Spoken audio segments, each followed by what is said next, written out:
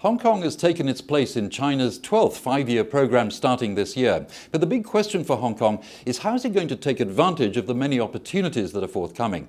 Edward Leung, Chief Economist of the HKTDC, has been studying the plan.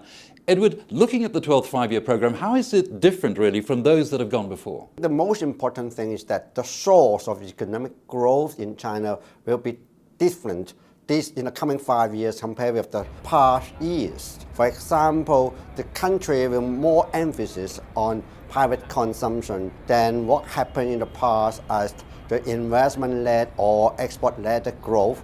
The second thing is that China will more emphasis on the quality of growth rather than the quantity of growth. The growth rate of China in the next 5 years may be slower than the past 5 years. At the same time that China emphasis on the quality in the sense of put more resources on R&D and sustainable growth. You mentioned research and development, but to what extent is that a bigger component of the Chinese economy? It is really becoming more important to the Chinese economy. For example, in the past years, the average of spending on R&D in China against its GDP is around 1.4 to 1.5%. It's going to be increased to 2.2%. Though in terms of the percentage point seems small, but the actual amount is very large. And also not forget, Chinese economy is growing fast.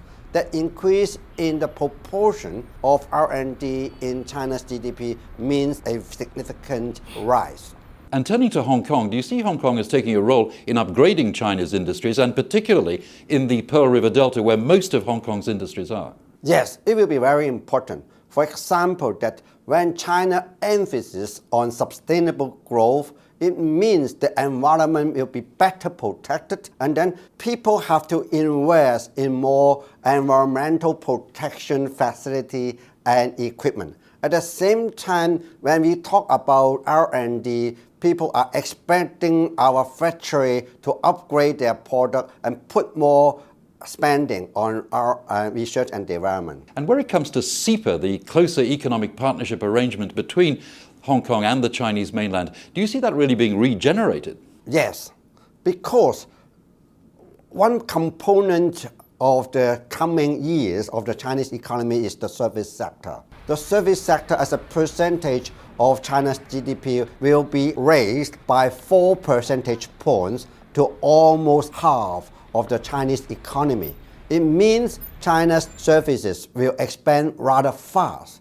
And under CEPA, Hong Kong service providers have a unique advantage to access to China market. So Hong Kong has continued to play a very unique and very advantageous role here. So Edward, what are these sectors that you see as being particularly interesting to smaller and medium-sized companies in Hong Kong? It depends on who you are. If you are the manufacturer and trader, you should pay more attention what does it mean by raising private consumption in China. It means you got to spend more your effort on developing the domestic market in China.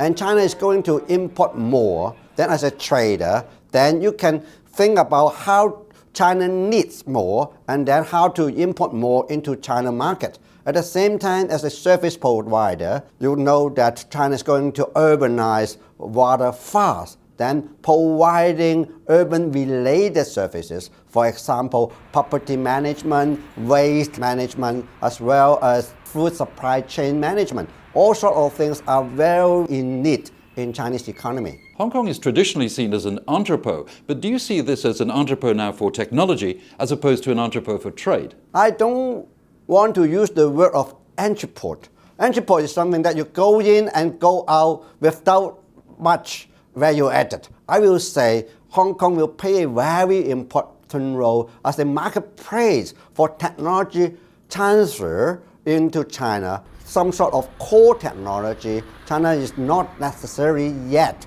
the most advanced in the world. There are other parts of the world that got good technology and that can be transferred into China.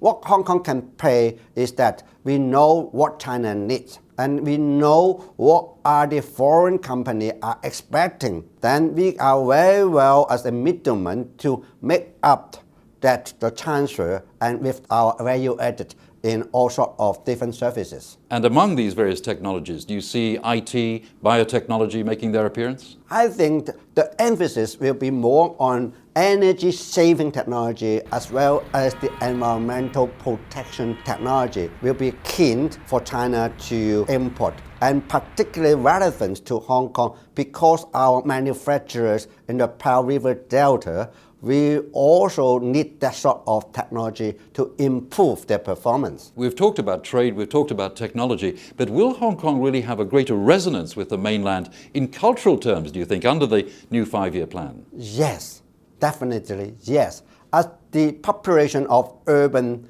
area in China increase, then there will be different needs of lifestyle services. For example, you will go out dining more, and then you have more chance to attend culture and entertainment events. And then more people will traveling to Hong Kong, and more people will go to China from Hong Kong. Apart from the usual lifestyle that we expected that more people will work in China and more Chinese mainland people will come to Hong Kong and work in Hong Kong or visiting here.